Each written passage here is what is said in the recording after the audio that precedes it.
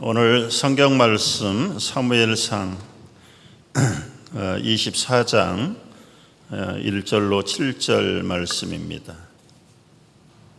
사울이 블레셋 사람을 쫓다가 돌아오매 어떤 사람이 그에게 말하여 이르되 보소서 다윗이 엔게디 광야에 있더이다 하니 사울이 온 이스라엘에서 택한 사람 3,000명을 거느리고 다윗과 그의 사람들을 찾으러 들염소 바위로 갈새 길가 양의 우리에 이른즉 굴이 있는지라 사울이 뒤를 보러 들어가니라. 다윗과 그의 사람들이 그 굴 깊은 곳에 있더니 다윗의 사람들이 이르되 보소서 여호와께서 당신에게 이르시기를 내가 원수를 네 손에 넘기리니 네 생각에 좋은 대로 그에게 행하라 하시더니 이것이 그날이니이다 하니 다윗이 일어나서 사울의 겉옷자락을 가만히 베니라. 그리한 후에 사울의 옷자락 뱀으로 말미암아 다윗의 마음이 찔려 자기 사람들에게 이르되 내가 손을 들어 여호와의 기름 부음을 받은 내 주를 치는 것은 여호와께서 금하시는 것이니 그는 여호와의 기름 부음을 받은 자가 됨이니라 하고 다윗이 이 말로 자기 사람들을 금하여 사울을 해하지 못하게 하니라. 사울이 일어나 굴에서 나가 자기 길을 가니라. 아멘. 아멘. 광야 학교 오늘 용서의 훈련. 다윗이 광야 대학을 입학해서 졸업할 때까지 무려 10년이라는 세월이 걸렸습니다. 현대 우리 대학 교육의 제도하고 거의 기간이 맞습니다. 칼리지 4년, 또 석사 마스터 코스 2년, 그리고 이제 박사 학위에 들어가면 빨라야 4년, 5년, 6년이 걸립니다. 그래서 보통 박사 학위를 받기까지는 10년이 넘어 걸려야 자기 전문 분야의 권위자가 될 수 있습니다. 세상에서는 이것을 1만 시간의 법칙이라고 말합니다. 여러분이 10년 동안 여러분의 전공에 집중하고 몰두하고 체계적으로 조직적으로 훈련하면 여러분의 전공 분야의 권위자가 될 수 있습니다. 저는 목사로서 늘 기도해요. 우리 많은 성도들, 특별히 성장해 가는 우리 자녀들 가운데 1만 시간의 주인공들이 많이 나올 수 있기를 축복합니다. 아멘 하셔야 됩니다. 단순히 세월만 10년 보냈다고 분야의 권위자가 되는 건 아닙니다. 남들이 하지 못했던 정말 뼈를 깎는 그 아픔과 그 모든 집중력을 다 투자할 때 같은 분야지만 거기에서 발돋움을 할 수 있는 것이 1만 시간의 법칙이고 다윗을 광야 학교에 입학시킨 하나님의 목표인 것입니다. 하나님은 사울 왕을 이스라엘의 신정 국가의 초대 왕으로 세웠습니다. 그러나 사울 왕은 인본주의로 하나님의 나라를 다스려서 하나님의 눈밖에 났어요. 그래서 이미 폐위를 선고했습니다. 그리고 내면적으로 한 15살쯤 되는 목동 출신 다윗에게 차기 왕으로 기름을 부어서 준비시켜 놓았습니다. 사람을 선정해 놓은 겁니다. 다윗은 어려서부터 아비의 집에서 편안한 삶을 살지 못했고 산골짜기에 올려보내서 아버지의 양무리를 지키는 목동 출신으로 요즘 말로 하면 초등학교, 중고등학교를 목동 스쿨을 댕겼다고 봐야 돼. 배운 게 아무것도 없어요. 그저 아버지 양 지키고 맹수들 사자나 곰의 발톱에서 빼앗긴 새끼들을 구출해내는 담력과 그리고 정교한 전법을 익히는 것이 다윗의 초등학교, 중학교 때의 전공 훈련 과목이었습니다. 특별히 이때 다윗이 전공했던 물맷돌의 영성, 물맷돌로 주님의 이름으로 담력을 가지고 기도하면서 맹수들을 급소를 맞춰서 쓰러뜨리는 이 정교한 훈련이 결국은 17세 때 골리앗의 이마에 물맷돌로 민족의 영웅이 되기였습니다. 다윗은 이 모든 과정 하나하나가 앞으로 이스라엘의 왕이 되는 훈련 수업이라는 걸 조금도 눈치를 못 챘을 겁니다. 17, 18세에 다윗은 일약 민족의 영웅이 되었습니다. 왕의 군대 장관이 되었습니다. 이제는 아내까지 결혼을 해서 가정을 가졌습니다. 왕의 사위가 되었습니다. 생명보다 귀한 친구 요나단도 생겼습니다. 거기다가 얼마나 영력이 좋았는지 수금을 킬 때 조현병에 시달렸던 사울의 악신을 쫓아내는 영역도 다윗은 가졌습니다. 그러나 어느 날 갑자기 사울의 추격을 받아서 다윗은 가정을 떠나고 집을 떠나고 아비의 집을 떠나고 친구를 떠나서 광야의 대학에 입학을 하게 됩니다. 개인 교수입니다. 다윗의 개인 교수가 누군지 아십니까?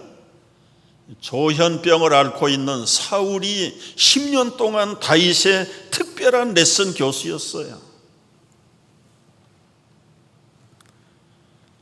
10년 동안의 광야 대학을 주로 이제 3학기로 나눠요. 한 학기씩을 마스터하는데 보통 2년에서 3년씩 걸렸습니다. 다윗의 1학년 수업 과정은 홀로 서기예요. 주님만 의지하는 훈련이에요. 여러분, 이 사무엘상이 31장까지 있어요. 그런데 18장부터 31장까지는 다윗이 계속 도망다니는 겁니다. 사울의 추격을 피해서 피신하고 도피하고 이동하는 훈련, 그것도 혼자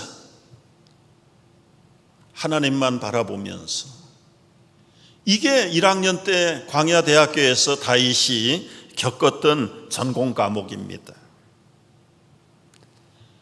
주님의 날개 밑에 피하는 훈련. 생명이 없습니다. 인적이 없습니다. 의지할 사람도 없고 얘기할 사람도 없는 빈들에서, 그 광무지에서, 그 동굴에서 다윗은 오로지 하나님만이 그의 상대자가 되었어요. 울기도 많이 울었습니다. 이때에 다윗이 일기를 써놓은 게 있어요. 시편 56편, 34편, 많습니다. 70편 정도가 다윗이 이 훈련 기간에 써놓은 것들입니다. 시편 56편 8절을 보면은 이런 기록이 있어요. 주는 나의 슬픔을 아십니다. 내 눈물을 얼마나 많이 흘렸는지 주의 병에 담아주소서. 내 눈물이 주의 책에 기록되어 있지 않습니까? 내가 하나님을 의지하였은즉 두려워하지 않습니다. 이제는 어떤 사람도 내게는 무섭지 않습니다. 34편 12절을 보면은, 여러분, 이 34편은 그 블레셋 왕 앞에서 자기 신분이 탄로났을 때 미친 사람 흉내를 내다가 쫓겨났다. 돌이켜보면 얼마나 창피했을까요? 자기 자신이. 자기 목숨 하나 살겠다고 그 미친 사람 흉내를 내다가 그것도 쫓겨났으니까. 그때를 생각하면서 회개하는 거예요. 생명을 사모하고 연수를 사랑하며 복받기를 원하는 사람이 누구냐? 내 혀를 악에서 금하고 내 입술을 거짓말해서 금할지어다. 자기의 꼼수 부려가지고 위기를 모면하려고 했던 자신이 얼마나 부끄러운가. 이 모든 악을 버리고 선을 행하며 화평을 따를지어다. 평강을 주시는 하나님만 바라보겠다는 회개의 고백이기도 합니다. 18절에 보면은 결국 깨달은 것이 여호와는 마음이 상한 자를 가까이 하시고 충심으로 통회하는 자를 구원하신다는 이 하나님의 유일한 승법을 광야에서 다윗은 발견하게 되었던 것입니다. 이제는 다윗이 홀로 섰을 때 그때 400명의 새 가족을 갖다 맡깁니다. 그래서 두 번째는 리더로서의 책임 훈련, 자질 훈련을 갖게 됐어요. 여러분, 자기 코도 못 닦는 주제에 다른 사람의 코를 닦을 수 있겠느냐?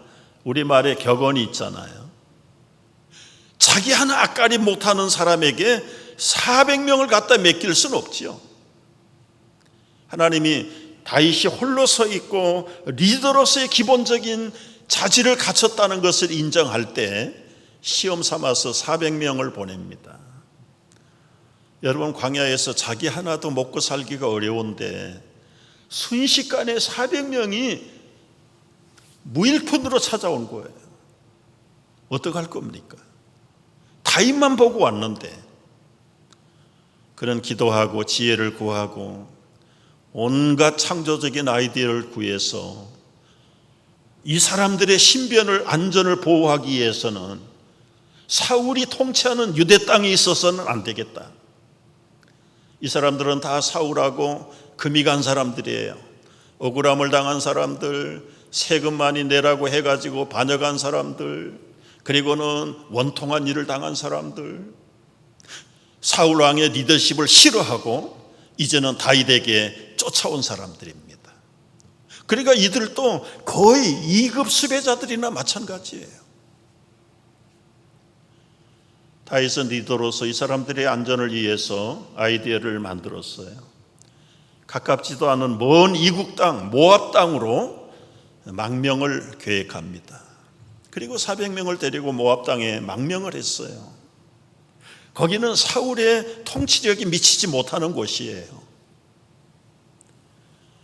거기서 그들의 안전을 보장하고 숙식 문제를 해결하고 어느 정도 이제 자립할 수 있는 모든 물건들을 준비해 가지고 일정한 기간이 지난 다음에 다시 유대 땅으로 돌아옵니다. 헤레스풀이라고 하는 것에 숨어서 지내는데 어떤 사람이 와서 다윗에게 보고를 해요.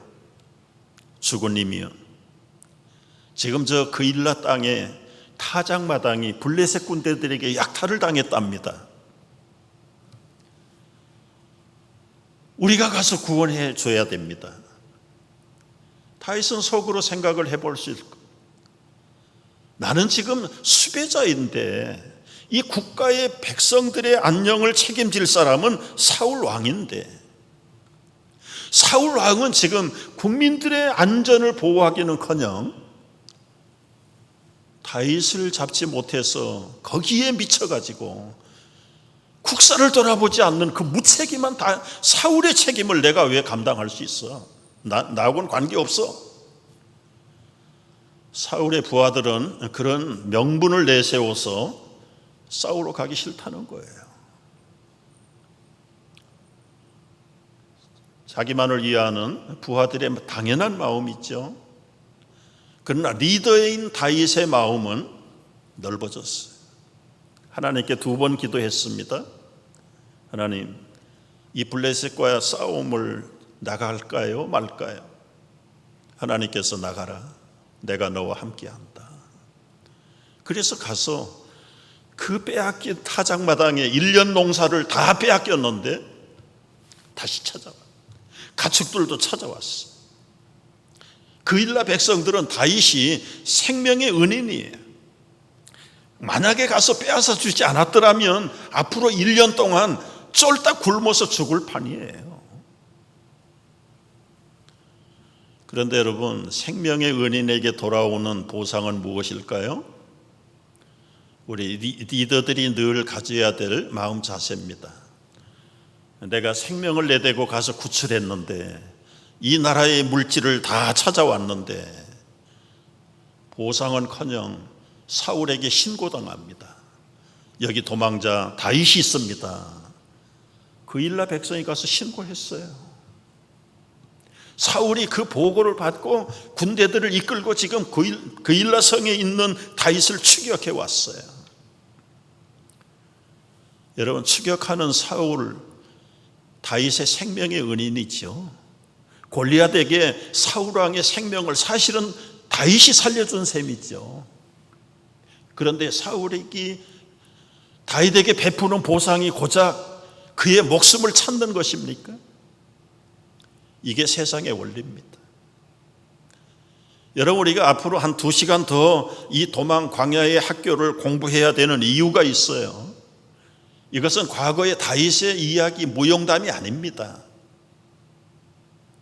하나님 나라를 세우고 다스리려고 하는 하나님의 나라 교회 성도들을 공격하는 악령의 대표인 사울의 세력으로부터 우리가 교회가 어떻게 하나님의 나라를 바로 세우고 지킬 것인가에 대한 훈련, 우리의 훈련이에요. 우리의 훈련.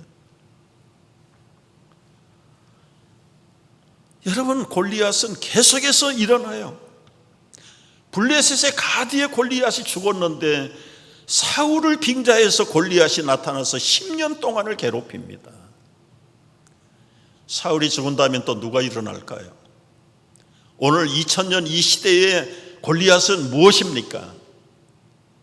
하나님의 나라를 대적하는 불신앙의 세력들이 여전히 골리앗의 후손으로 지금도 도전하고 있고 성도들을 쓰러뜨리고 넘어뜨리려고 하는 이 악한 괴계가 지금도 반복되고 있다는 사실을 여러분 깨어서 정신 차려야 됩니다.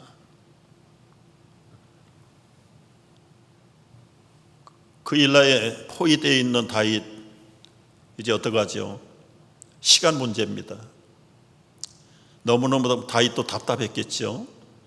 그런데 자신이 판단하지 않았어요. 도망갈 건가 말 건가 판단하지 않았습니다. 제사장 아비아다를 통해서 에봇을 가져올 것을 요청했어요. 에봇은 제사장이 입는 옷이고 그 가슴에 12보석이 박혀 있고 그 안주머니에는 우림과 둠빔이라고 하는 흰 돌과 검은 돌이 들어가 있어요. 그래서 제사장들이 하나님의 뜻이 무엇인지 모를 때 손을 넣어서 제비뽑기를 하는 겁니다. 이게 우림과 둠빔, 그 에봇 속에 감춰진 하나님의 뜻을 아는 그 당시의 도구였어요. 다윗이 기도하는데 두 가지. 하나님, 분명하게 코로나 기침이 아니니까 안심하십시오. 사울이 추격해 올 겁니까? 그 다음에 한 가지는 내가 이 성에 머물러야 됩니까? 피해야 됩니까? 그게 지금 여기 그대로 나와 있는 거예요. 한번 읽어볼까요? 다 같이. 다윗이 이르되 이스라엘 하나님 여호와여, 사울이 나 때문에 이 성읍을 쑥대밭으로 멸하려고 그일라에 내려오기를 꾀한다 함을 주의 종이 분명히 들었나이다. 그일라 사람들이 나를 그의 손에 넘기겠나이까? 주의 종의 들은 대로 사울이 내려오겠나이까? 이 다윗은 얼핏 보면 자기 목숨의 안전을 위해서 기도하는 것처럼 우리가 이해가 되는데 그게 아니에요. 아까 가로 열고 쑥대밭처럼 그것은 현대인 성경에 그렇게 돼 있어요. 다윗 하나를 숨겨줘서 찾아내지 못한다고 3,000명의 군사를 끌고 와가지고 그 옛날 성읍이라고 해봐야 얼마나 크겠습니까?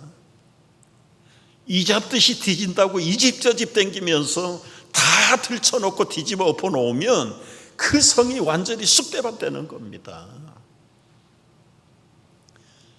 이제 겨우 블레셋에게 빼앗긴 그 물건들을 되찾아와서 안정해 가려고 하는 그일라 백성들이 다윗 자기 한 사람 때문에 성읍 전체가 다 폐허가 되어버린다면 그게 옳은 일입니까?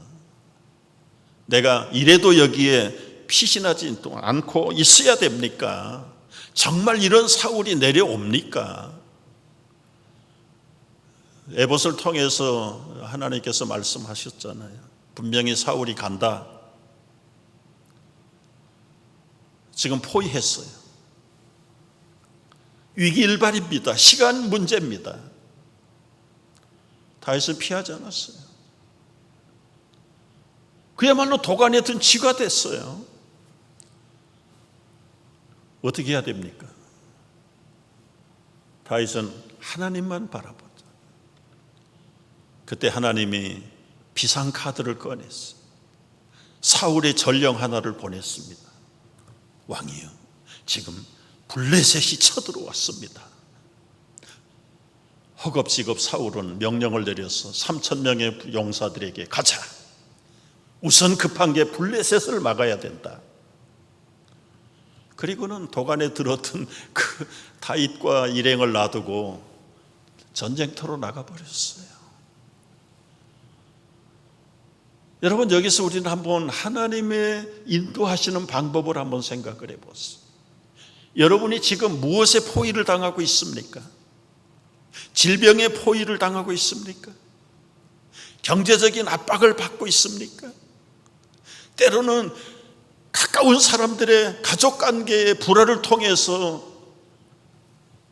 호흡하기가 곤란합니까? 우리 힘으로는 감당할 길이 없습니다. 사면이 다 막혀 있어도 뚫린 것은 하늘로 하나님만 뚫려 있다는 사실을 기억하십시오. 다윗은 광야 학교에서 이거 배운 거예요. 어떤 상황, 어떤 형편 속에서도 사람의 지혜, 사람의 방법 생각하지 않고 하나님이 원하시는 대로 죽어서라도 그게 하나님의 영광이라면 도망가기를 포기하고 잡히기를 그런데 하나님은 알아서 처리하시죠. 어떻게 보면 무책임하지만 하나님에게 맡긴 사람들은 때로는 무책임이 보일 수 있어요. 대안도 없고 방법도 대책이 없고. 그런데도 그런 사람 보십시오. 하나님이 책임지시고 때로는 피할 것을 내시고 필요한 것을 공급하시는 줄을 믿으시기 바랍니다. 다윗의 넉넉한 마음이죠. 그 그일라 성이 보호를 받기를 위해서 이 넉넉한 리더의 마음. 여러분, 이것이 다윗이 무슨 40대 50대 가졌던 행동이 아니에요. 20살 겨우 20살 지났을 때예요. 이것이 장차 앞으로 왕의 훈련을 하고 있다는 것 다윗은 몰랐을 겁니다. 좋은 글들을 보내주는 분들이 많이 있어요. 어젯밤에 받은 글을 하나 제가 오늘 나누려고 올렸습니다. 주는 것이 행복하다, 이런 제목인데요. 어떤 청년이 길을 가는데 집 앞에서 열심히 자전거를 닦고 있어요. 새 자전거예요. 지나가던 소년이 부러운 듯이 쳐다보고 있습니다. 그 아저씨, 그 자전거 꽤 비싸지요? 그래서 청년이 대답을 해요. 이건 내가 산 게 아니고 우리 형이 선물했어, 선물. 청년은 자전거를 닦으면서 저 소년도 나같이 그런 형이 하나 있으면 얼마나 좋아할까, 그렇게 생각하고 있을 거야. 그래서 청년이 다시 물어보는 거예요. 너도 이런 자전거 하나 사주는 형이 있으면 좋겠지? 그런데 이 소년의 대답은 엉뚱한 대답을 했습니다. 나도 내 동생에게 자전거를 사주는 형이 되고 싶어요. 여러분, 모든 사람들은 다 받으려고 하는 욕심만 있지 나누려는 사람이 거의 없습니다. 이게 형의 진정한 마음이잖아요. 이게 아비의 마음이잖아요. 이게 예수님의 마음이잖아요. 이게 다윗이 가져야 되는 마음이고 성도들이 가져야 될 예수님의 마음이잖아요. 나도 내 동생에게 자전거 하나 사주고 싶은 형이 되고 싶어요. 내 동생은 몸이 약해서 조금만 걸어도 숨을 헐떡거리고 걷지를 못해요. 그런데 나는 돈이 없어요. 여러분, 비록 나는 가진 게 없지만, 나는 능력이 없지만, 그래도 윗사람들은, 리더들은 나눠주고 싶은 마음을 가져야 되는 거예요. 이게 리더의 덕성이잖아요. 여러분, 홀로단신 다윗도 자기 처신이 어려운 형편인데 이제는 홀로 서서 400명을 섬기다 보니까 금세 600명이 돼서 600명이. 앞으로 이 600명은 계속해서 불어날 겁니다. 마침내는 온 나라를 다윗에게 갖다가 맡길 것이에요. 여기까지가 광야 대학의 1학년 수업입니다. 2, 3년 걸렸어요. 이제 오늘 2학년 수업이 시작됩니다. 수업 과목은 용서의 훈련이에요. 계속해서 다윗은 지금도 쫓겨가는 거예요. 시방무지라는 곳에 쫓겨갔는데 어디든지 가면은 신고자들이 있어요. 백성들이 배은망덕한 게 아니라 사울이 얼마나 악독한 지도자인지 만약에 신고하지 않았다가 들통나면 그 집이 작살나기 때문에 백성들은 그게 두려워서 보는 족족 신고해야 돼요.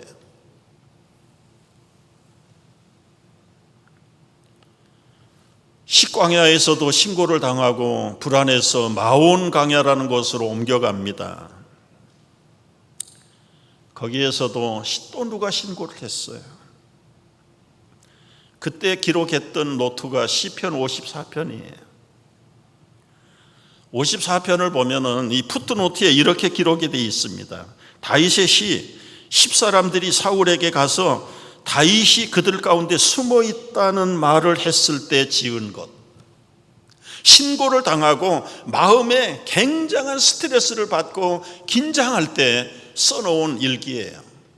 하나님이여, 내 기도를 들으시고 내 입의 말에 귀를 기울이소서. 낯선 자들이 일어나 나를 치고 포악한 자들이 나의 생명을 수색하며 하나님을 자기 앞에 두지 아니하였습니다.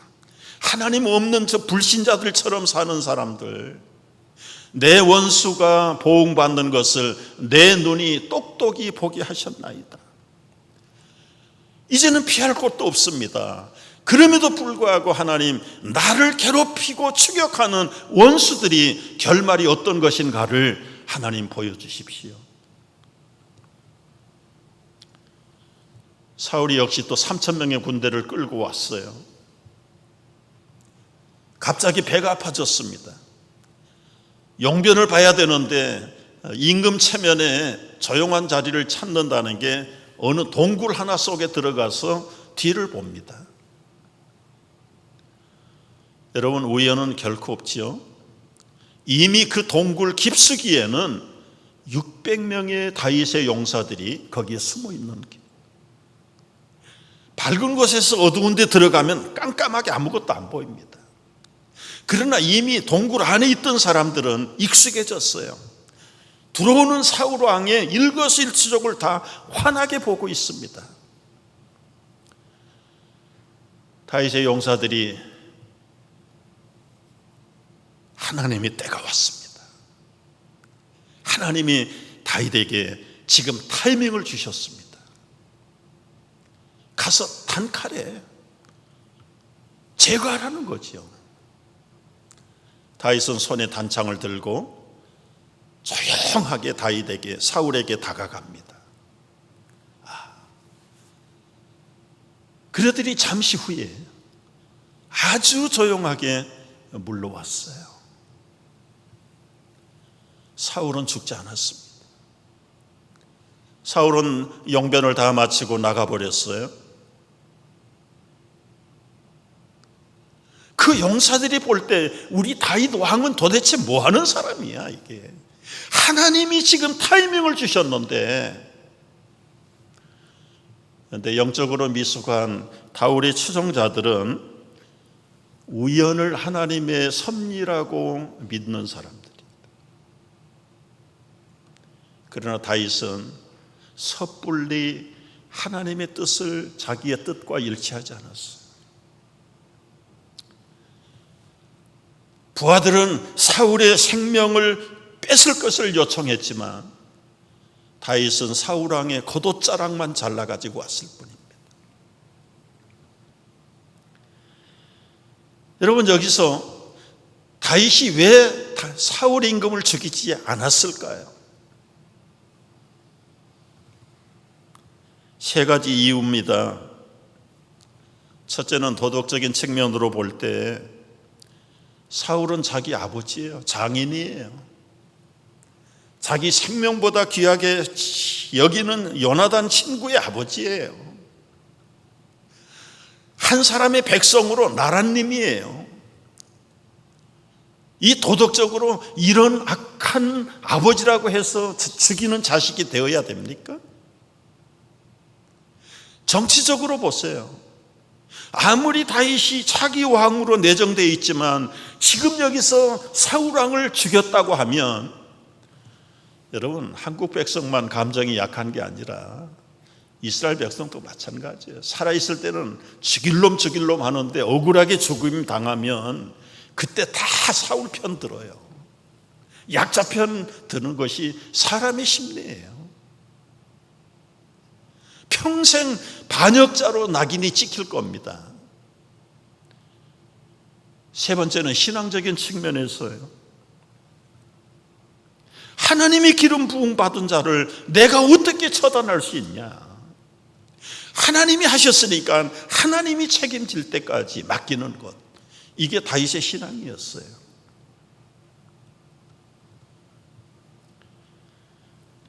여러분, 결과는 하나님이 사울 왕을 용서하잖아요.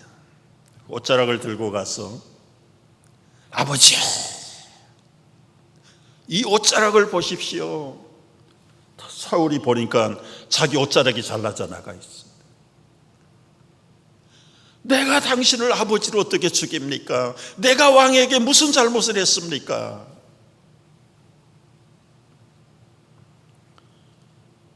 이게 한 번이 아니라 두 번씩 코를 골며 잠들어 있는 사울 왕에 가서도 안 죽여요. 그 머리맡에 있는 물병하고 몇 가지 증거품만 가지고 돌아옵니다. 끝까지 사울을 양심의 회복을 바라는 다윗의 마음. 여러분, 이것이 도덕적으로나 정치적으로나 신앙적으로 마땅히 그래야 되지요.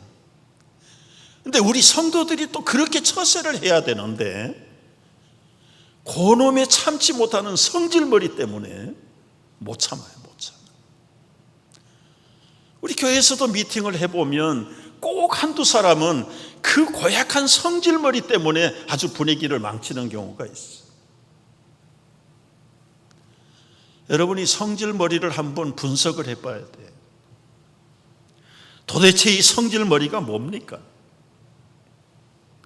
이 성질머리는 우리 신앙을 결정적으로 좀먹는 원수의 원수, 우리 육체의 소욕이에요. 타락한 육체의 본능이 성질머리입니다. 여러분, 보통 사람이 가족을 죽이고 사람을 죽이는 게 이게 상식입니까? 도덕적으로나 이성적으로나 양심적으로나 죽일 수 없는데 살인의 이유, 성질머리 때문에 순간을 참지 못하고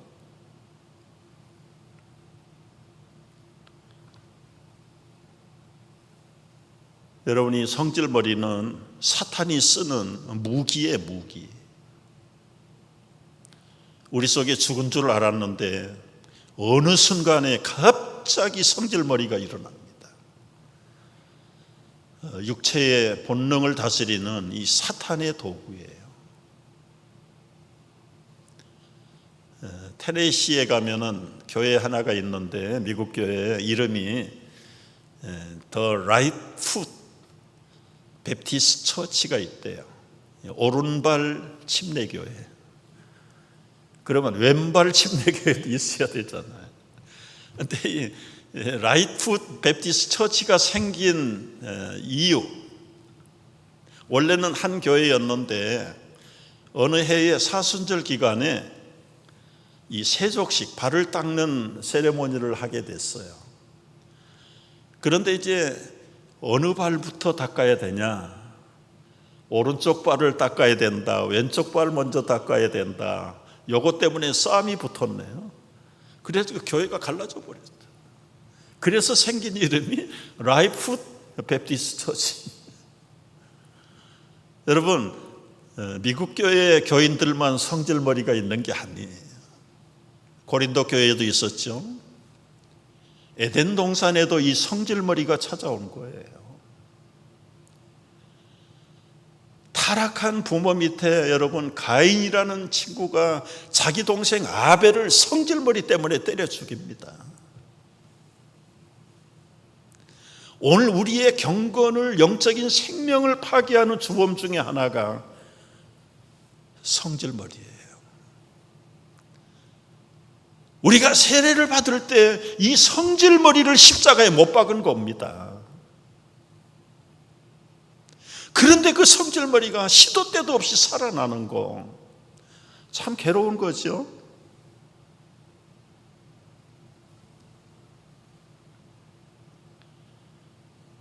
억울합니까? 분합니까?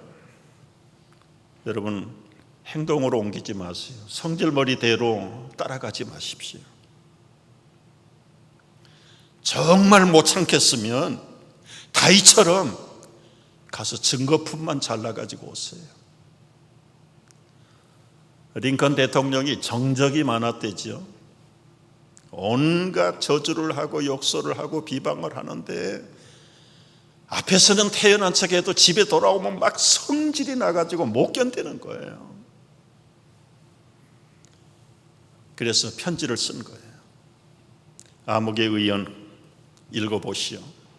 당신이 나를 이렇게 업신여기고 비난하고 공격하고, 그래서 나는 결심했어요. 당신을 칼로 난도질을 해서 죽일 겁니다. 권총으로 수없이 쏴버릴 겁니다.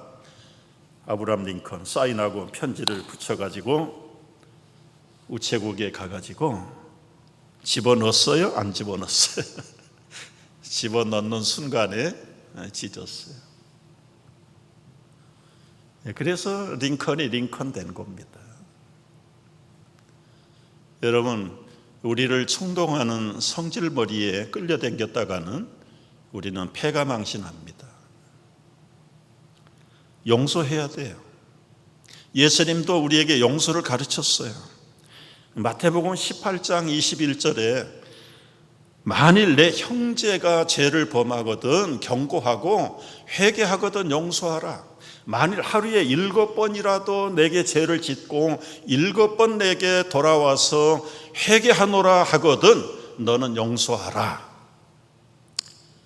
근데 여기서 용서하는 것은 하나의 조건이 있어요. 회개하면 용서하라. 회개하면 용서하라 그랬지. 그런데 그 왼수가 회개합니까? 안 하죠. 안 해요. 그런데 예수님 가르치기는 이렇게 가르치셨지만 십자가에 달리셨을 때 하시던 기도 여러분 기억하시죠? 아버지요, 저들을 용서하여 주옵소서. 저들이 하는 짓을 모르고 했습니다. 회개하지 않는, 자기를 핍박하고 십자가에 매달았던 그 원수들을 조건 없이 용서하시는 분이 주님이세요. 여러분, 용서는 상대방을 용서하는 게 아니에요. 나를 용서하는 겁니다. 용서는 나를 풀어버리는 거예요. 용서하지 않는 사람은 이미 그 원수 앞에 묶여 있어요. 그래서 잠도 못 자지요, 입맛도 없지요, 식욕이 떨어지지요, 스트레스 받지요, 나중에는 여기저기 아프지요, 결국은 암 걸립니다. 암 걸려요. 그 용서는 나로부터 해방되는 거예요. 그리고 세컨, 다른 사람을 용서하는 거예요. 우리 새생활 세미나에서 용서 훈련이라는 과목이 있어요. 거기에 기초를 보면은 첫째는 죄를 이해해서 죄를 미워하고 사람을 미워하지 마라.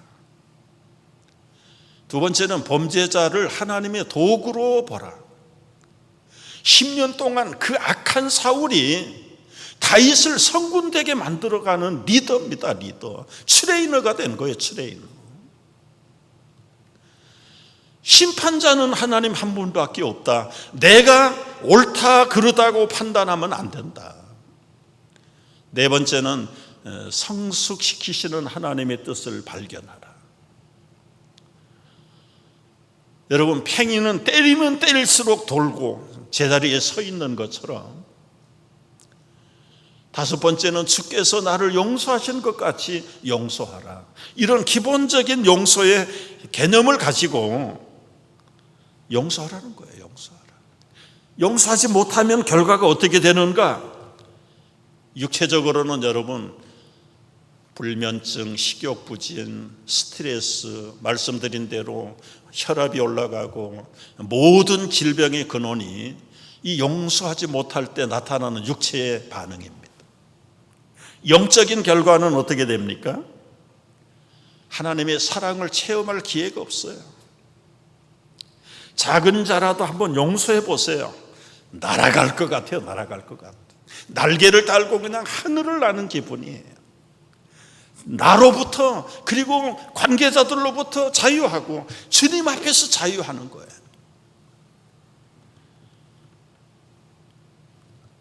심리적으로 여러분, 실망과 불신, 비판적인 자세, 교만, 감정, 감추려니까 위선자가 돼요. 눈만 감으면 그게 생각나는데 무슨 창조적인 아이디어가 떠오릅니까? 내가 망하는 거예요. 이 한 주간 여러분, 용서할 사람이 있습니까? 회개하지 않아도 용서하세요.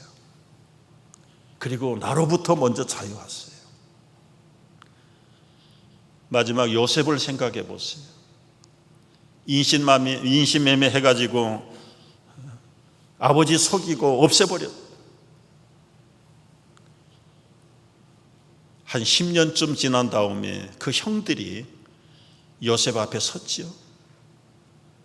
이제 신분이 탄로 났습니다. 자기들이 10년 전에 팔아버렸던 그 요셉이 지금 총리 대신이 돼 있어요. 부들부들 떨고 오늘 우리는 다 죽었다, 다 죽었다. 그때 요셉이 얘기해요. 형들이요, 두려워하지 마세요. 하나님이 형들을 이용해서 오늘 요셉을 예비하셨습니다.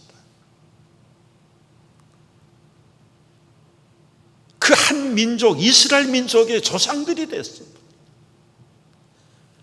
만약에 요셉이 칼을 갈아서 그 형들을 다 목을 뱉더라면 이스라엘 민족은 없어졌어요.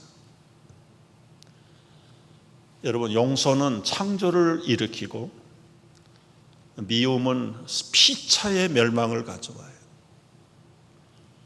우리가 광야 학교에서 다윗의 용서를 한 주간 훈련하시고 기쁨을 회복하고 다음 주일 돌아올 수 있게 되기를 주의 이름으로 축복합니다. 기도하겠습니다.